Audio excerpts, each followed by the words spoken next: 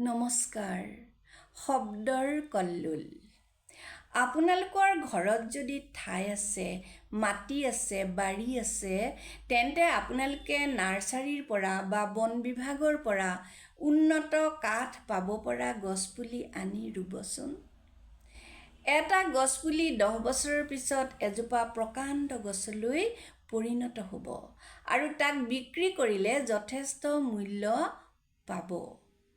প্ৰতি মাহত উন্নত কাঠৰ 3টা, 5টা বা 10টাকৈ যদি গছপুলি ৰোপণ কৰে, তেন্তে এই কামে পৰিৱেশ সুস্থ কৰাৰ উপৰিও প্ৰয়োজন অনুসৰি উপাৰ্জনৰ পথ দিব।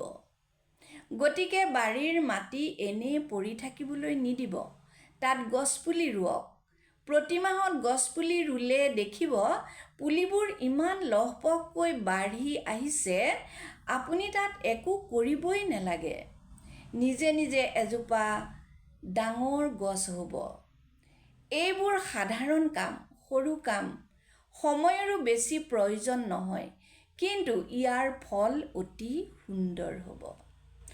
আপুনি আজিয়েই পৰিকল্পনা কৰক, দেখিব মনৰ শক্তি, মনৰ শান্তি বৃদ্ধি কৰিছে আৰু পৰিৱেশ সুন্দৰ কৰি তুলিছে।